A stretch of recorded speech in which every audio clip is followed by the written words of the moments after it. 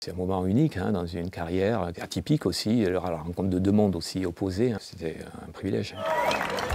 L'une des grandes stars de la cérémonie d'ouverture des JO, c'est elle, Aya Nakamura. Mais c'est aussi elle, la garde républicaine, un duo inattendu qui a marqué les esprits.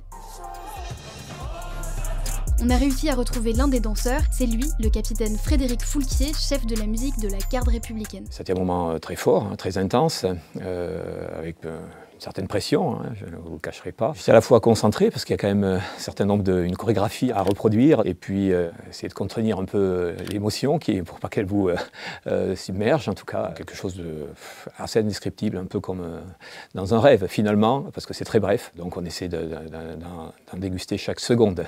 Donc on a travaillé évidemment ce pas de danse, moi en particulier, qui ne suis pas forcément un grand danseur. Donc je me suis fait un peu violence pour voilà, me fondre dans la masse et ce mouvement d'ensemble.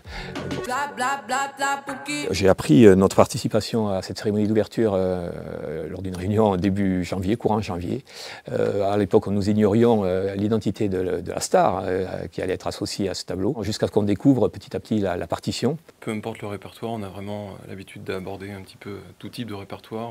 Moi, je la connaissais quand même. Bon, je suis d'une génération peut-être qui la connaît un peu plus. C'était beaucoup de surprises au début quand on a découvert que c'était elle, mais voilà, c'était un plaisir.